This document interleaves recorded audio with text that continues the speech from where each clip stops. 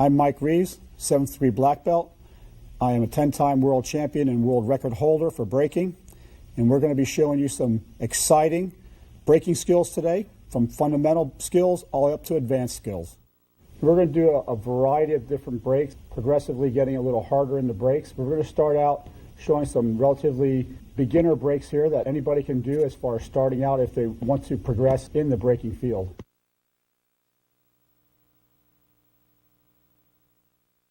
I like to teach breaking as a practical application because breaking just for the sake of breaking is great for your empowerment and your inspiration. But what I like to do is tie it into actual self-defense situations on the street. If you're punching through a wooden board, that simulates punching into an opponent that you might have to defend against yourself or your family. Also, the shuto, coming down with a shuto, that's a technique that would be used on the street. An elbow smash, that would be a technique that would be able to be used on the street. Front kicks, side kicks, back kicks, roundhouse kicks. These are all techniques. They're very basic techniques, but these are techniques that you could use on the street, and these are techniques that someday may save your life. You know that after striking this object, whether it be one board or two boards or three boards with a technique, and be able to break that many boards, that if you strike a person in a self-defense situation, you're going to have that feeling of empowerment where you're going to be able to take somebody down and defend yourself. On the board, when you're breaking the board, here again, you want to hit as close to the center as possible. Again, that is the weakest point of the board, so when you strike it right into the center of the board. If you're punching, basically if you're punching, whether you're doing knife hand, any type of kicking technique, you're still going to strike the board at the same spot, right in the middle. Naturally, your technique is going to be different. Where punching, you're going to be going in with your closed fist. Now, if you're going to do the shuto, you don't want to strike so much to the middle of the board. You want to strike the middle of the board, rather, but you want to go up higher up here, okay, to take your whole fatty part of your hand and your forearm all the way through the strike. So you don't want to come back here for the sake that you're going to hit your fingers, and you could hurt your fingers.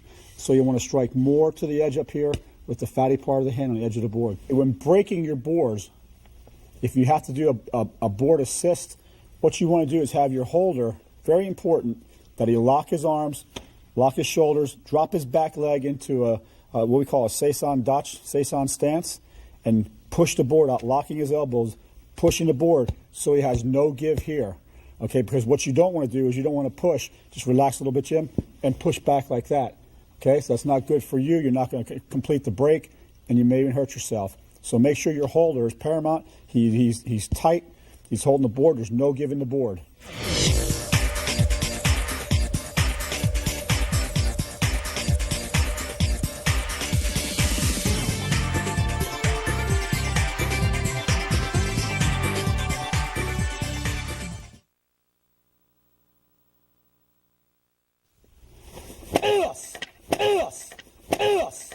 Our first technique is going to be the straightforward punch through the board. With this break, like all other breaks that you attempt, you never stop on the top of the board. You see your fist as I went through, I almost made contact with my holder because I want to go all the way through the object, beyond the object, not stopping in the front. I want to stop far beyond the object. Just like your punch for a street. If I have an opponent here, I don't want to see my punch stopping right here. I want to see my punch going through his body and coming out the other side. That's the intensity that you want to punch with.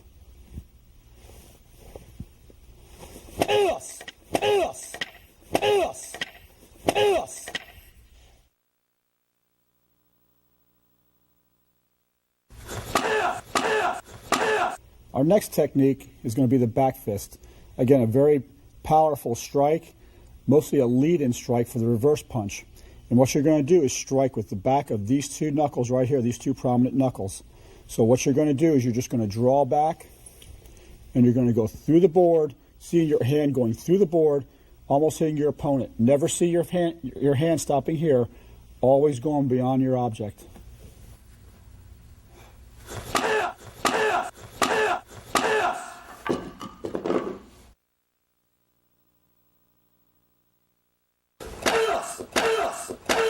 Next technique we're going to be working on here is called the shuto. Your opponent, not your opponent rather, but your helper, going to lock his arms up, keep his elbows in, so he has a tight grip on the board, and he's going to be bracing it against this part of his hand right here.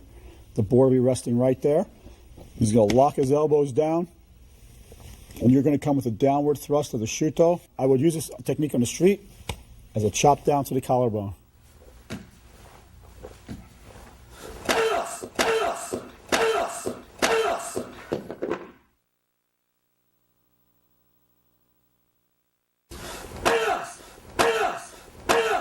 Next technique we're going to work on is going to be the hammer fist, the closed, tight hammer fist.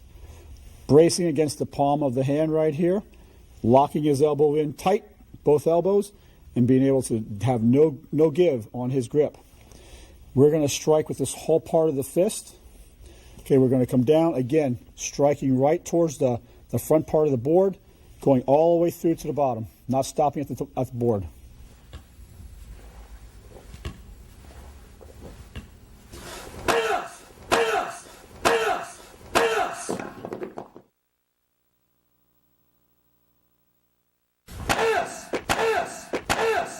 Next technique is going to be the ridge hand. The ridge hand, we're going to be striking with this whole part of the hand, starting right below your finger, reaching down around the thumb into this area of the hand. This technique, again, is a very good technique for the streak, because as you strike your opponent, strike to the neck, strike to the head, strike to the temple.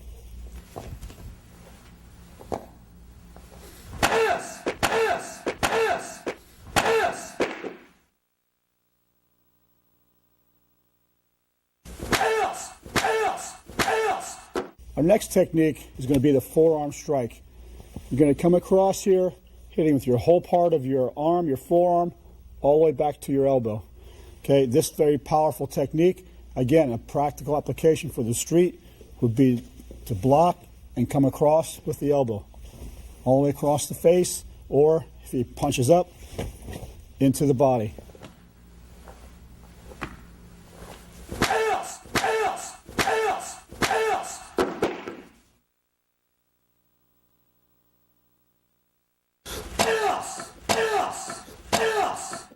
Our next technique is going to be a descending elbow. You're going to use this part of your elbow from here on down, pointy part of the elbow, driving that into the back of his neck or into his spine. This technique can be used as a finishing technique if you have your partner down, finishing technique to the back of the head or to the spine.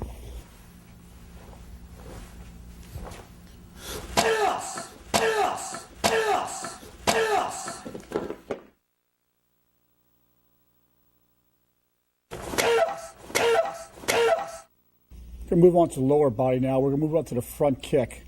Very powerful kick. Here again, used on the street if your opponent would come in with a strike to the head, punch, kick to the body, kick to the groin. Okay, very powerful technique. With the board, you want to hit directly in the center of the board, and you want to focus beyond the board, just like you would if you were attacking your opponent.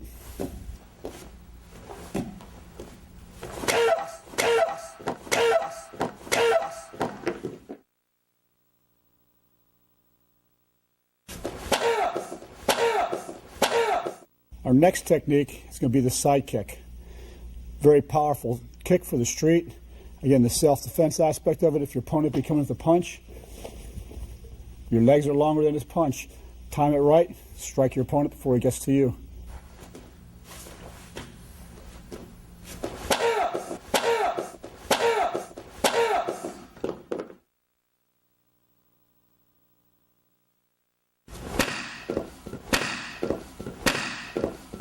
Next technique will be the back kick. Very powerful technique against an opponent who's trying to attack you from behind. What you're going to do is you're going to actually look over your shoulder first, see your opponent coming, straight in with your kick. When you're breaking with the back kick, holding the board this way, Here's your grain going straight through like that. As your foot, because your foot is straight up and down as you're coming in through here, so your foot will pass right through. Whereas if you have the board turned like this, okay, now you have the board fold around your foot, more chance of injury, possibly cutting yourself, you know, abrasions. If you do it this way, almost little to no chance of doing that.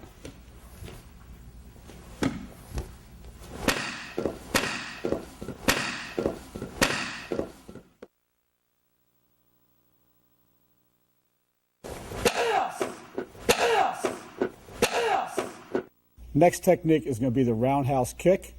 Instead of hitting with the top part of the foot, we're going to strike in with the ball of the foot. So if you were coming into your opponent, boom, you would go to the outside, ball of the foot to the ribs, ball of the foot to the head, same thing.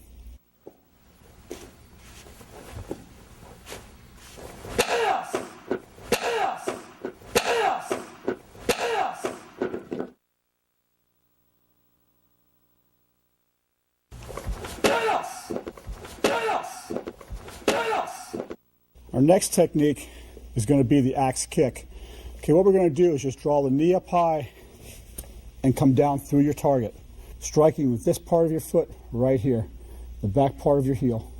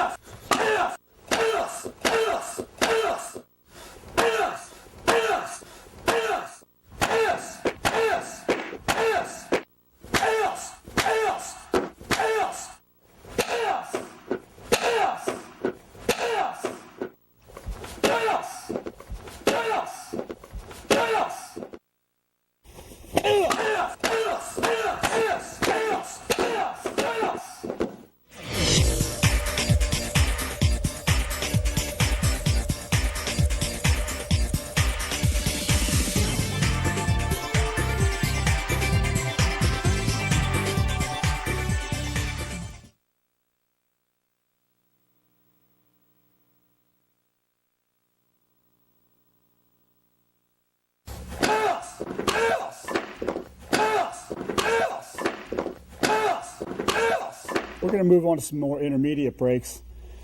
These are going to cover combination breaks. This first one, we're going to do a straightforward punch, followed by an elbow back here to this opponent. So it'll be two opponents attacking from either side, one in front, one in behind.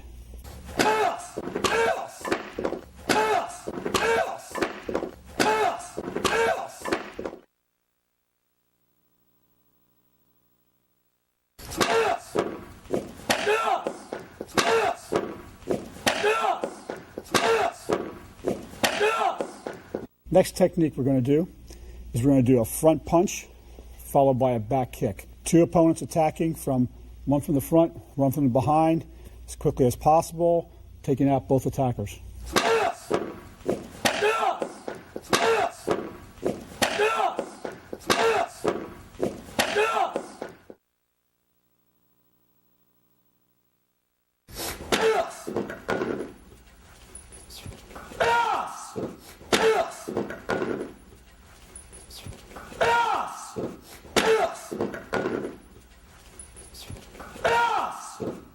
This next technique is going to be coming down with a shuto first, striking with this part of the hand again, and then coming up automatically into a second opponent with a ridge hand, striking with all this area right here.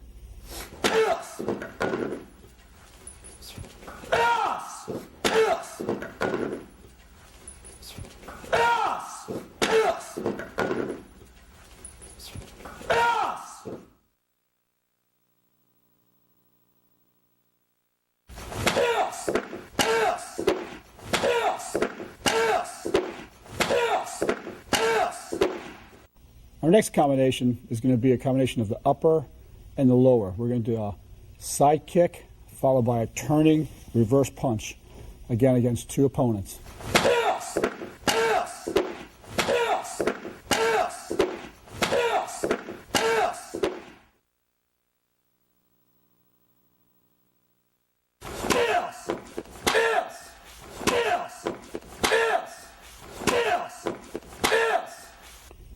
Our next technique would be totally a lower body technique. It would be a front kick followed by a back kick. Again, against two opponents.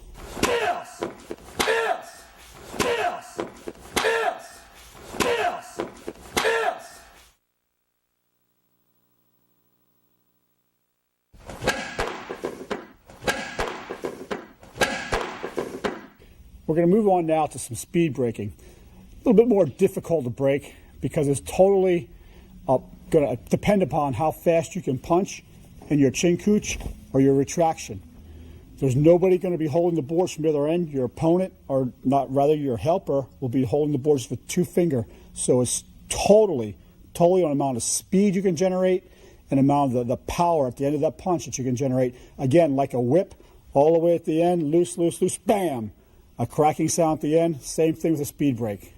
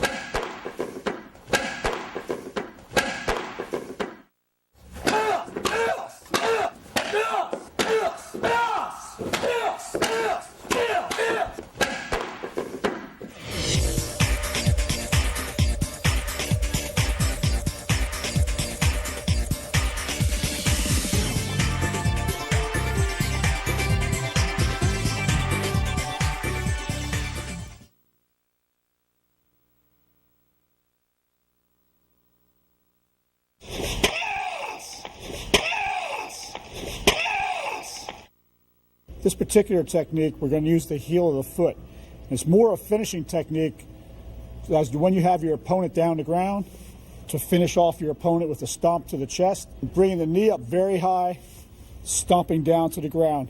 What you want to do here is, remember, just like all our other breaks, you want to focus all the way down to the ground, not stopping at the top brick, but hitting all the way through to the bottom brick, stomping down, using the heel, the force of your whole leg coming down through as a finishing technique.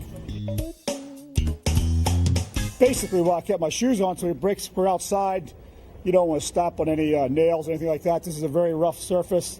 We've broken a lot of concrete here today, so there's a lot of concrete laying around.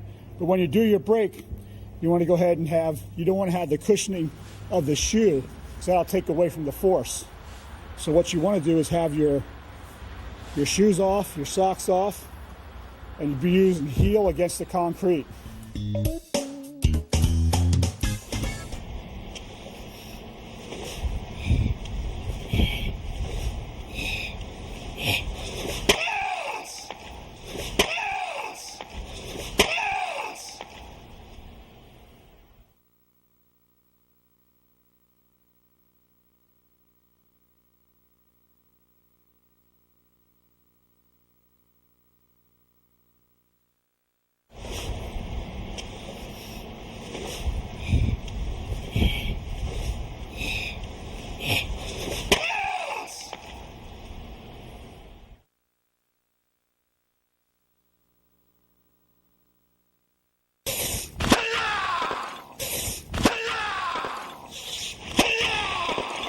Breaking takes a lot of dedication, a lot of training, a lot of mental fortitude, but breaking pretty much is the more spectacular part of martial arts.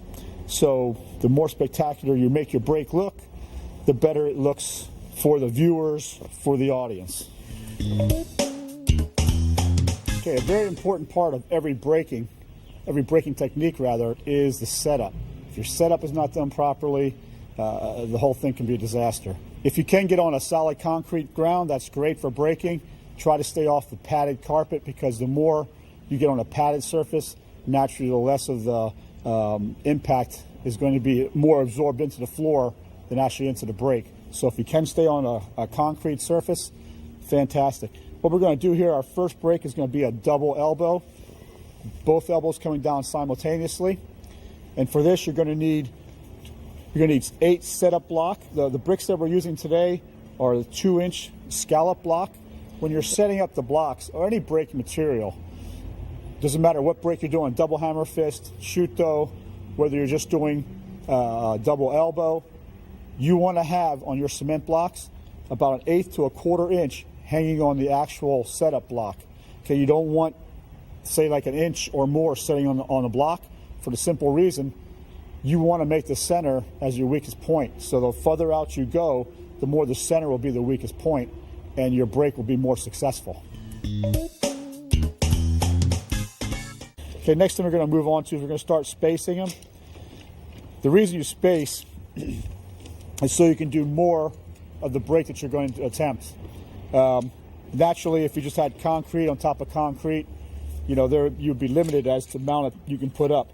With the advent of the spacers, which we use is just a flat carpenter's pencil. It's a little bit more than just about 1/4 inch. And basically, just to space the blocks so that as you come down and drive through your break, you're driving down through, one's going to drive down to the next. You still need a lot of force to come down and drop into it, but this will allow you to do more of your breaks, be more spectacular. You want to leave as little of the pencil in there, about only half of your spacer, as opposed to the whole thing. Every time you do this, as your stacks get higher, it makes a big difference. As we get going up here, we'll keep testing and making sure that we're at the proper distancing so that you don't, like I said, get to the point where you're too far apart. It's a very meticulous setup. If it's done right, your break will be successful, and you really limit the amount. There's always a risk of injury, naturally, when you're breaking any kind of concrete or any material, hard material. But you can minimize that by just making sure your break is set up properly. You want to make sure there's no give, there's no shake, there's no shimmy, just a nice, solid concrete.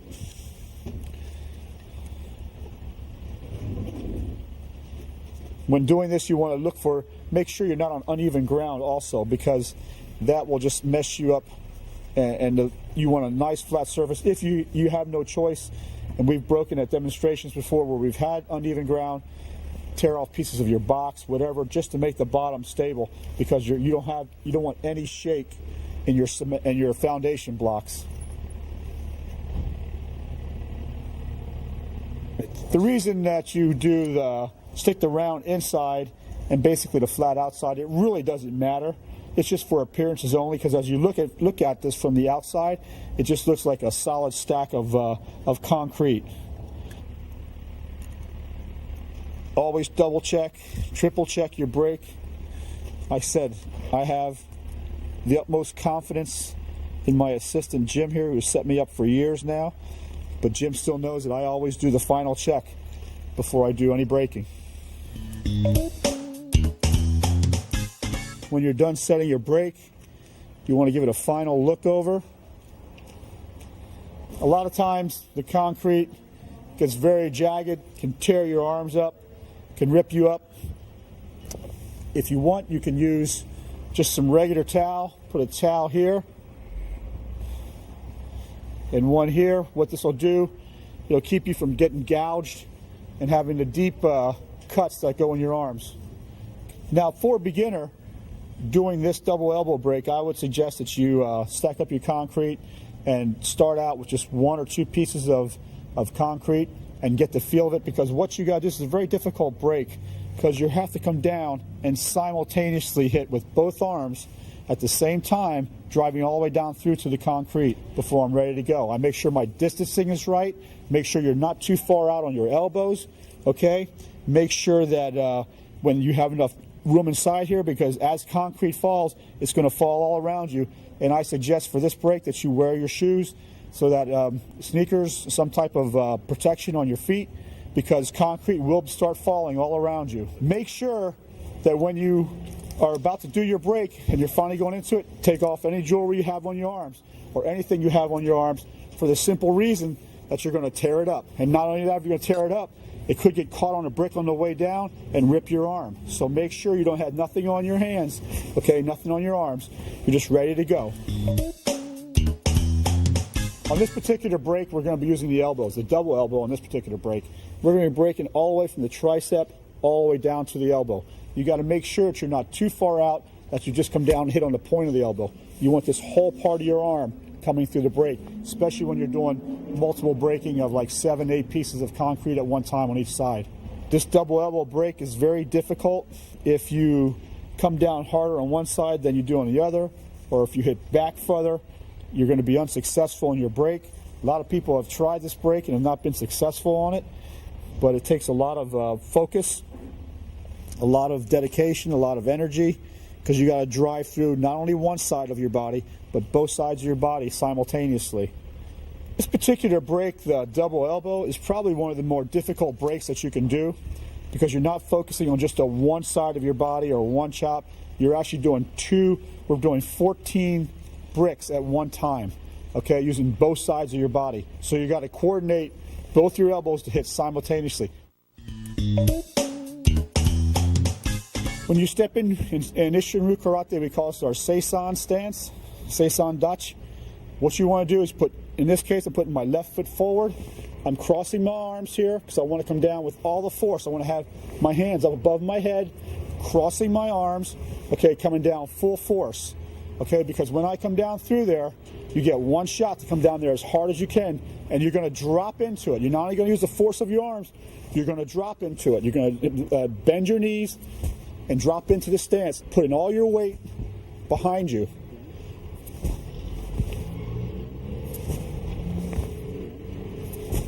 And when you come down, use your ki. You want to summon all the power up out of your body. I liken it to lifting a heavy weight. At that moment, you're grunting, you're making a noise to lift that weight up. The same thing with your ki. As you come down here, it's like you're coming down there, loud ki, driving through the stack, mentally psyching yourself up for that amount of a few seconds that you're in the middle of that stack right there. You got to have a controlled ferocity.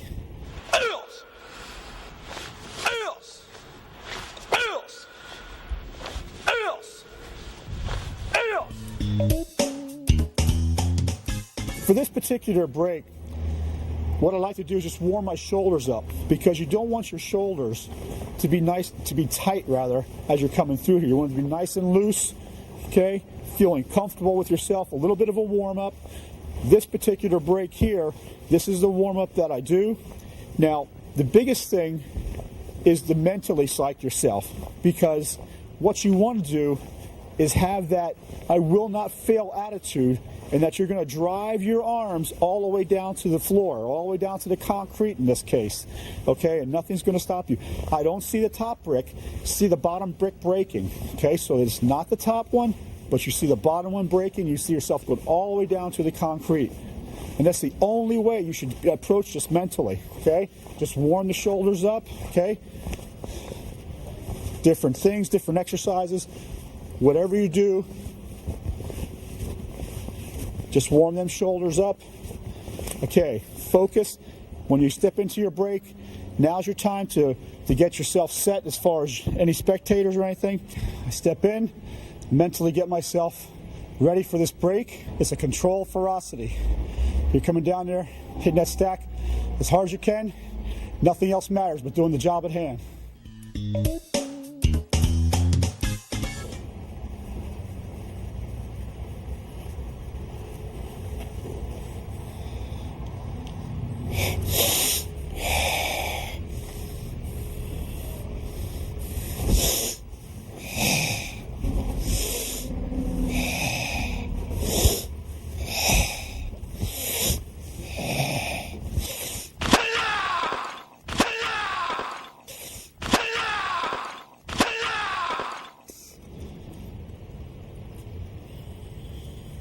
That's an awesome break. That's a feeling of empowerment that you'll never get from anything else in this world.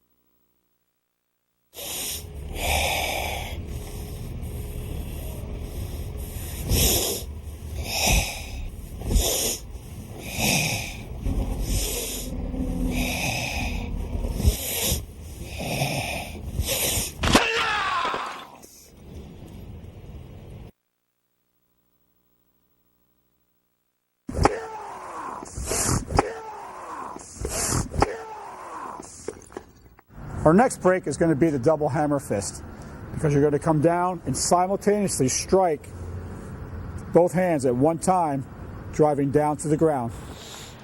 This break is a hard break to do. It's another one of those advanced breaks, because again, when you're just focusing on one hand coming down through, it's a little easier than having to concentrate on energy coming down through with both. Naturally, with both hands coming down, you're going to be a lot more powerful too. Here again, set yourself up on a nice hard surface, concrete surface. Make sure your area is level. There's not a lot of ridges on it. You're going to you want your blocks to be nice and tight when they're here. You don't want a lot of shake, like this one here has some shake. So what we'll do is we'll figure out what's causing that shake, and we'll if we have to, we'll have to shim it to make sure that it doesn't interfere with the break. What we're going to do here is we're going to set up the break like before. We want to make sure that we have about 1/4 inch, 1/8 to 1/4 inch on each side of the block. You don't want more than that, because you want your center to be your weakest point. Now what we're going to do is we're going to be setting up, so we may need to turn these blocks, because we get our setup, we're going to be up here. So we may need to turn these blocks. And here again, very important with your height to make sure that everything is set up properly for a more successful break. Correct. Let's turn them out, Jim. Yes. The reason that we are turning the blocks out rather than back is so I'm not bound up back here with a limit of space that I'm able to move back here. Where if the blocks are turned out that way, I have no restrictions back here as far as where my stance is going to be. What we're going to do now is check the distancing again, and we can see we have to move out there. So Jim's going to pull that out. We're going to make sure, rather, that we are 1/8 to 1/4 of an inch on the block. What you want to do is have these off the block as much as possible. Half of the pencil will be on the block, half will be off. Make sure when you're picking your material out that you look your material over. Make sure it's the right material that you need. Make sure during your setup everything is proper as far as your spacing goes with your blocks and your pencils. Your preparation for every break is similar. Your mindset has to be you're going to drive through the stack, driving all the way down to the ground. Just a different technique, same philosophy. The previous techniques, one was a double elbow. This one's going to be a double hammer fist. Different part of the body, a lot more difficult to break because you're using your hands. Okay, you're using the meaty part of your hands in a fist position to chop all the way through down to the ground. So a little bit more difficult to break, more of a risk of basically making sure that your hands are conditioned properly so that you can withstand the trauma of coming through the concrete. The reason I'm doing this right now is just to get the hand conditioned for the trauma that's about to happen. Just want to get it kind of, I guess you could call it a warm-up. Just getting the hand all warmed up, getting it used to the striking. What you want to do is just kind of, for me, it's kind of a ritual I go through that gets me all pumped up and jacked up. Start feeling what it's like to hit something. What you're going to do is as you come through there, your hands are conditioned, but you're still going to feel that concrete against your hands. That's a lot of concrete there. That's 16 inches of concrete. So what you're going to do is you're going to have to get yourself into a mode where mentally you're not going to feel that as you come through. This is basically likened to maybe a sprinter jogging before he sprints. Okay, same difference, just getting the hands ready for what's about to happen here.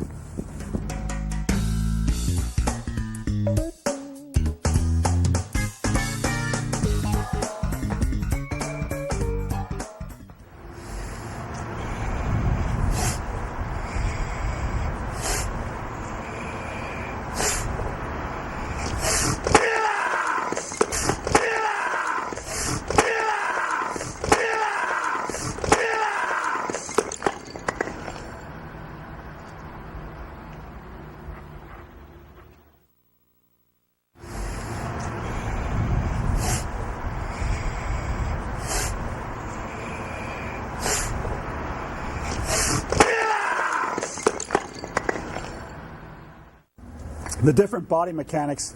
The first technique, using a lot of shoulders, a lot of your weight dropping down through both your entire body, landing on the concrete. This, a lot of your force is coming from your deltoid muscles, all the way down through your arms, your forearms, your fists. A lot more power and strength to do this break, and a lot more focus, because you're striking with a smaller area also of the hand.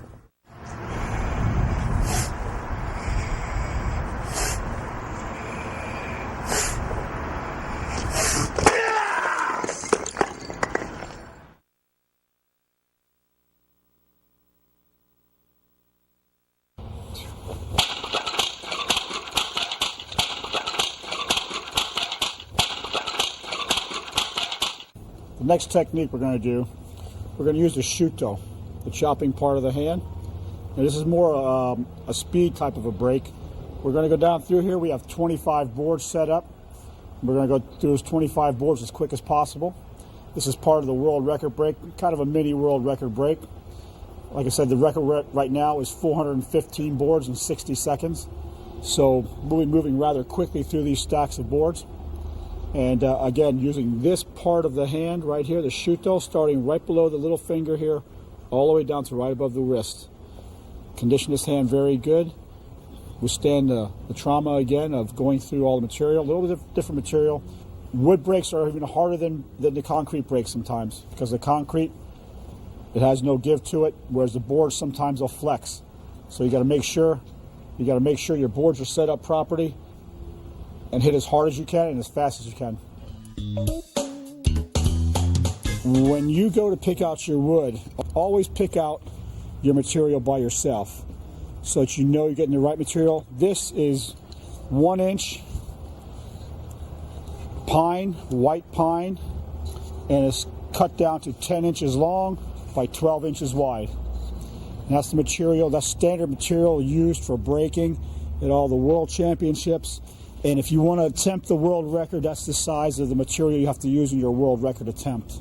And make sure to pick your material out so that you get material that is breakable, that is not warped. You don't want boards that are like, even this one here has a little bit, that's right in tolerance, so where you have a little bit of a bow in your board, you want as little of that as possible. This one is tolerable, but any worse than that, you won't want to use the board.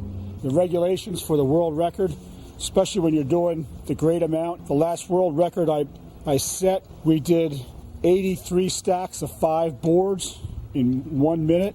By placing the pencils in there, actually it makes the break a little easier than having the boards directly on top of each other. Different type of break. And you want to make sure you check your pencils out here, because we just found one that's broke like that. You want to use anything like that, all your material needs to be nice and tight. You can buy the wood, the pencils, all these flat carpenter's pencils at any local Home Depot or Lowe's building supply store. Relatively inexpensive, 37 cents a piece for the carpenter's pencils. You can see where it would take some time when we're setting up 5 stacks here, as opposed to setting up 100 stacks. So it's quite time consuming to actually set up for a world record break. It takes a good 3 hours before time to get there, to set up all the cement blocks, to get your wood all set up, and then do a double check and a triple check on your materials and your setup.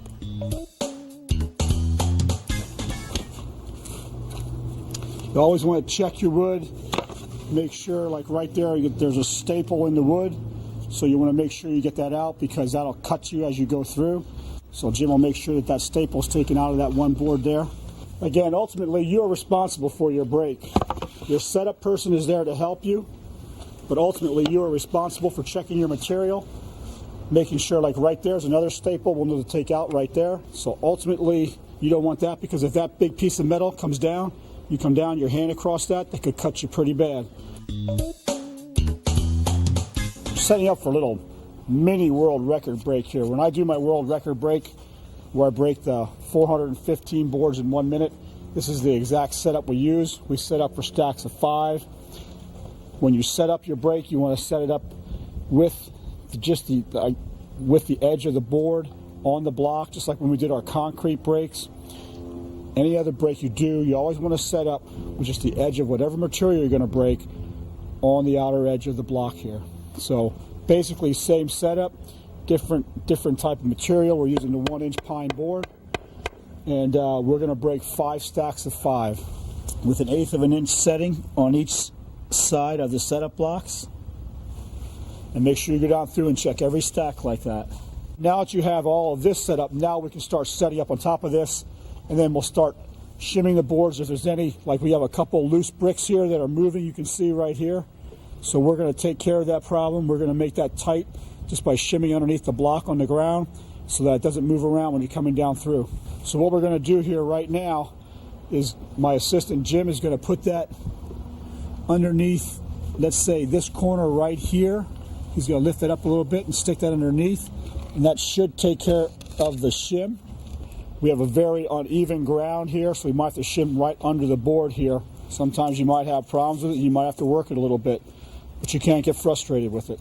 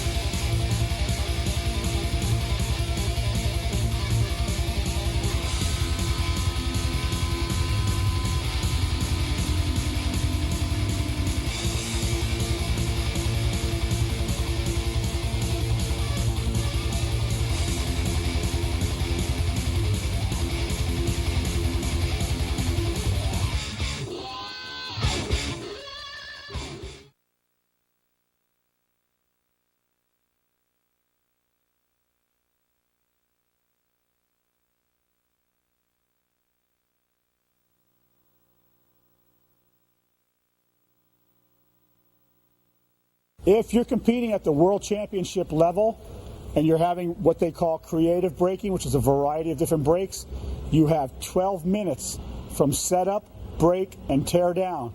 If not, you go past the 12-minute point, you're penalized. You're penalized points. So it's very imperative that you have a crew around you that as soon as you're done breaking, they're rushing in, picking up all the debris, getting everything out of the way. You have 12 minutes from setup, break, and tear down.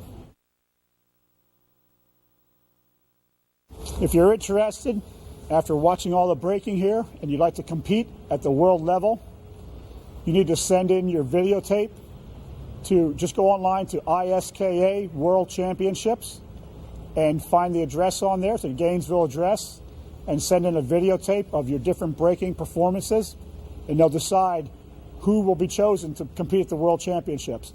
There are seeded individuals that have been there for several years that are the higher level breakers in the world, but they're always looking for new talent, somebody that can get up there and show something different. And again, like I said, just go on to ISKAWorldChampionships.com, US Open. That is what you go on. When you're at the ISKA World Championships, the atmosphere is very intense. As a martial artist, it doesn't get any better. It's like a child going to Disney World, because you have 2,500 martial artists all competing the whole weekend. with the braking being one of the highlights of the weekend. As a matter of fact, the braking is the only intense thing that they cover on ESPN from start to finish. So a lot of times if you get up there and you do a very successful break, you've got a good shot of making the cut to the ESPN, even if you don't win first place. But the thing is, you got to send in your tape, you got to do something extreme, you got to be over the top, you got to show showmanship, because when you get up on stage, it's high energy. You got 1,000 people watching you. You've got like 6 cameras targeted on you, okay? And everybody's watching your every move as you walk from break to break to break.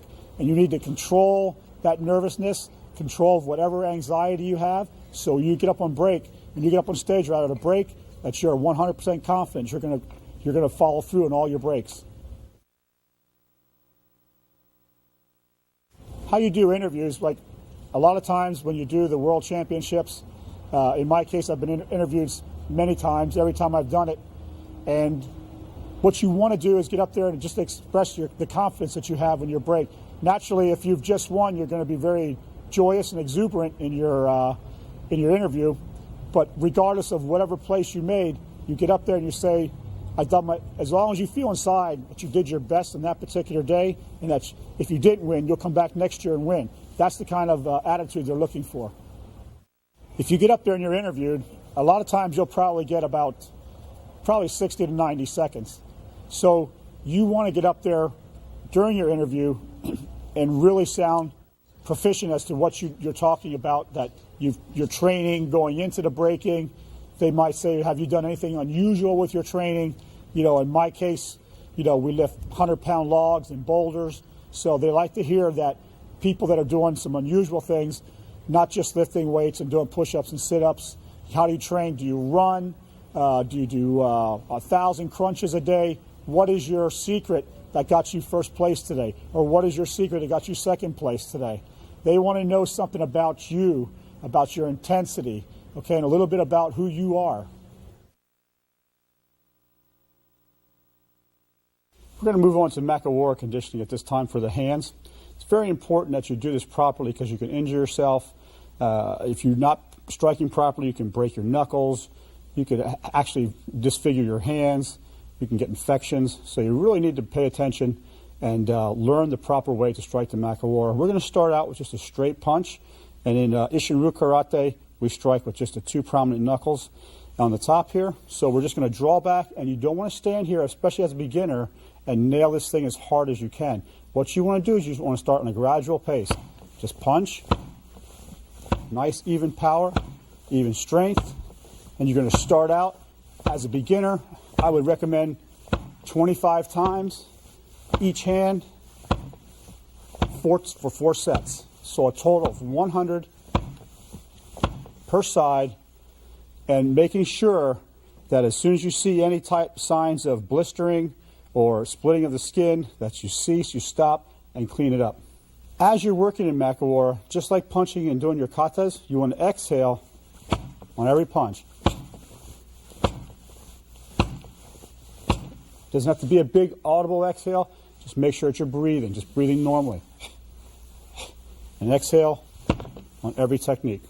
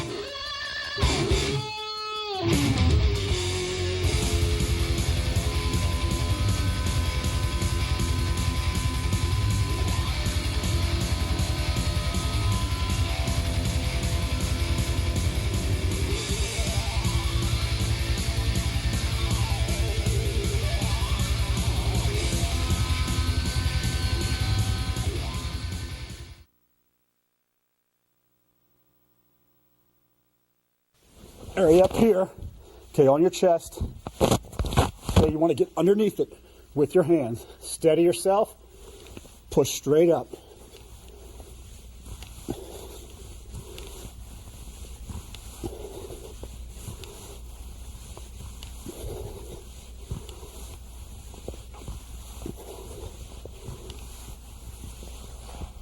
Again, lower it to your chest, lower it down.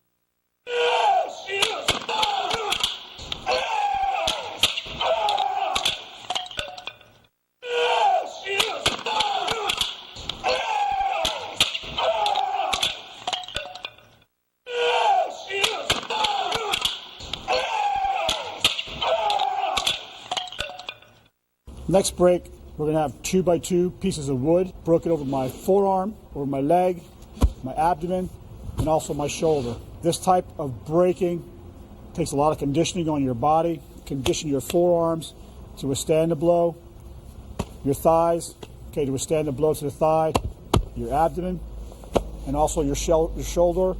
You need a strong deltoid bicep muscle. You never step into any breaking without properly training yourself, whether it be your knuckles, whether it be the shuto part of your hand, your forearms.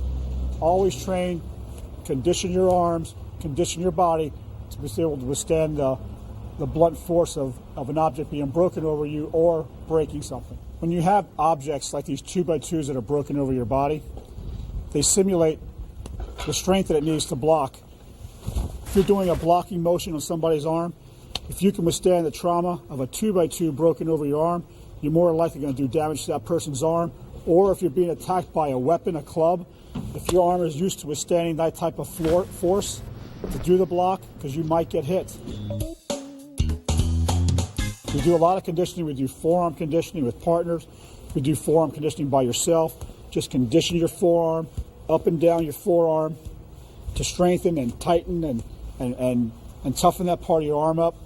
A lot of crunches. Do a lot of sit-ups, a lot of crunches, make your abdominal muscles very, very tight. So conditioning you can do by yourself or you have a partner. It's just striking to your body, tightening, exhaling as you strike, just being able to absorb those blows. These are 2x2 pieces of wood. Basically, you look for stuff.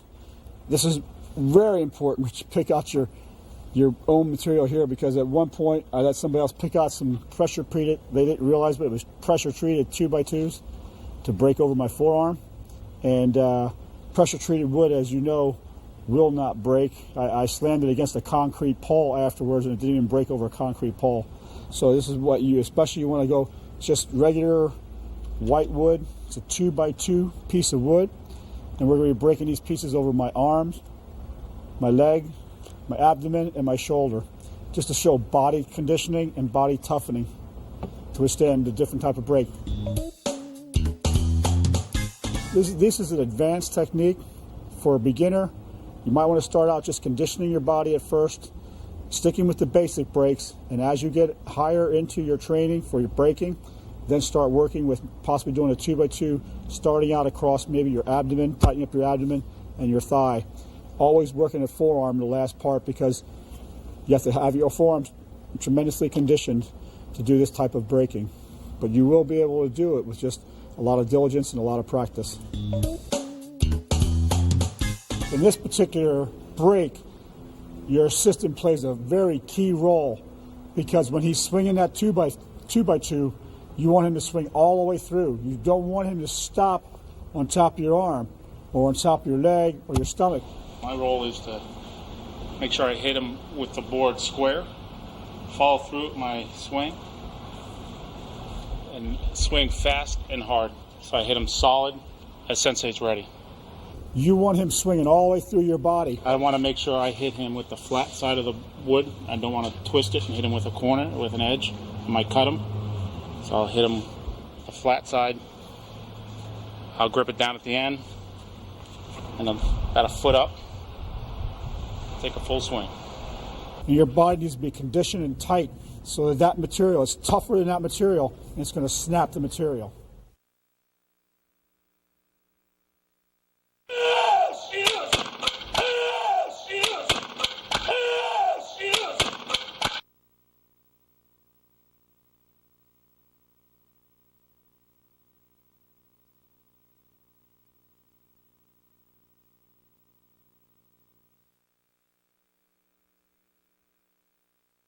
What he's doing is he's coming down with the 2x2, hitting flat upon my forearm, making sure not to turn it like that where he can dig into my arm, but hitting it flat and again driving through all the way down to the ground.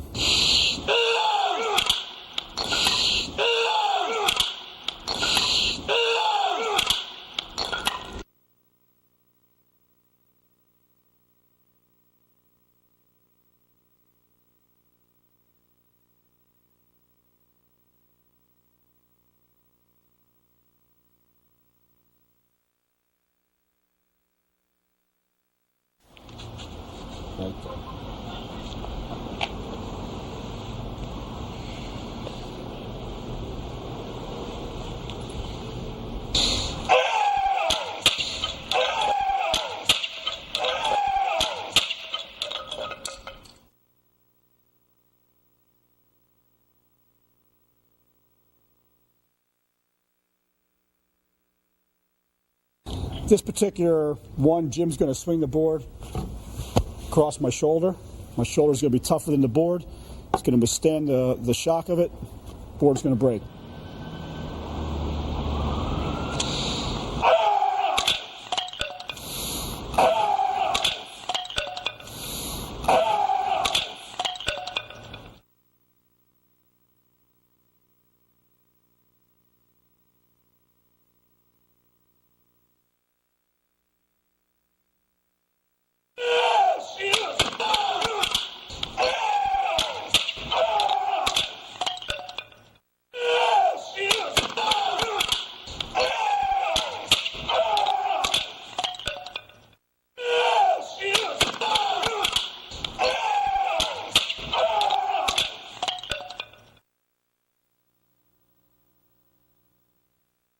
I'm not joking.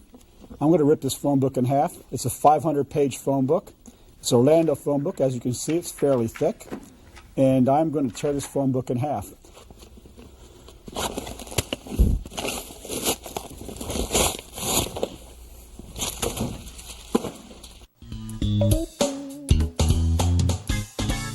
The finger strength, the grip strength, traditional karate, slapping technique, grab on, pull, a lot of grabbing the skin and pulling, so controlling your opponent. So you need that strong grip strength.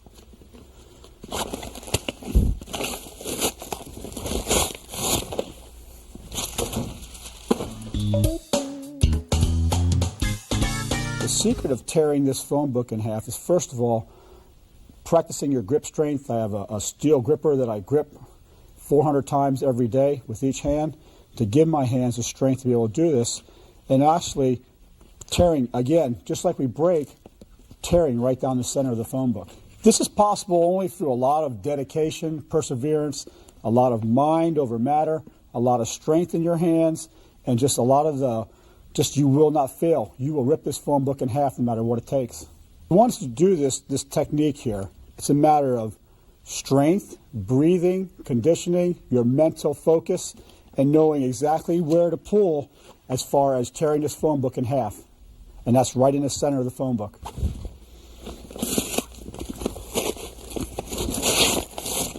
Yeah.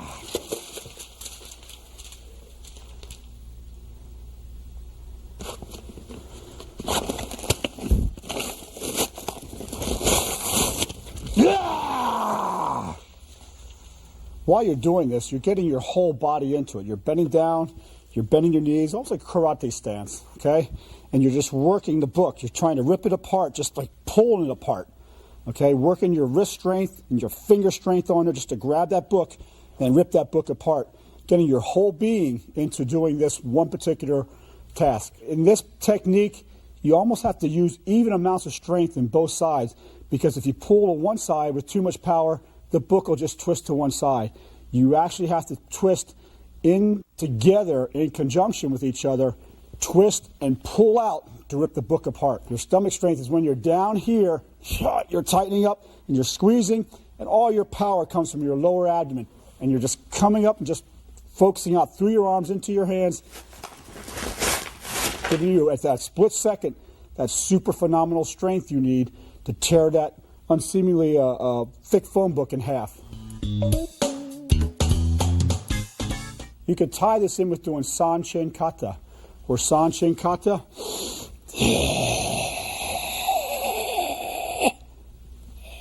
You're breathing out slowly. Same thing as you're ripping the book in half. As I'm doing it, and exhaling slowly. As I'm ripping the phone book in half. In Sanchin Kata, as you're doing a kata, you're tight from your toes up to the top of your head. The same thing goes when you're ripping this phone book in half, because your whole body, your whole being, your shoulders, your legs, you're rooting yourself to the floor. You're one immovable object as you're tearing this phone book in half.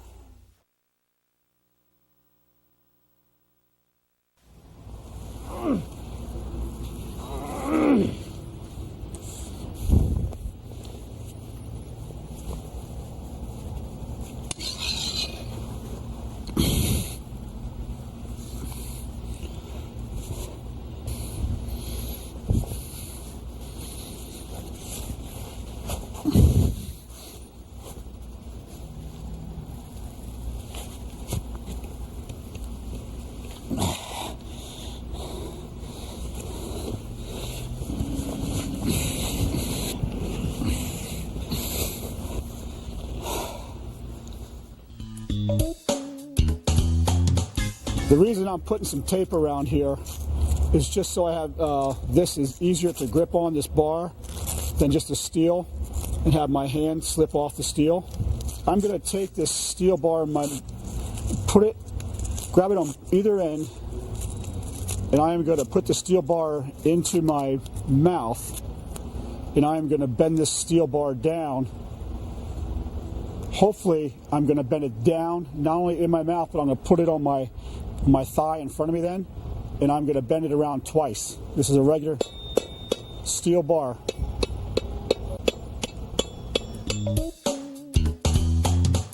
The purpose of doing this is a more feat of strength than it is a martial arts feat, but it also takes a lot of determination, a lot of willpower. It takes a lot of strength, so you have to coordinate coming down, bending the steel bar, as well as the focus and mental strategy that comes from it. Because you can't be weak of heart to put a steel bar like this, as a regular quarter-inch steel bar, half-inch steel bar rather, into your mouth and bend it. What you do is just more of a just biting down hard, more of your jaw muscles. Okay, just as far as, and the applications you could have there is if you ever got punched, which in martial arts, there's chances are you're going to get kicked or either punched in the face. Makes for a stronger jaw, less injury to you while you're doing sparring techniques.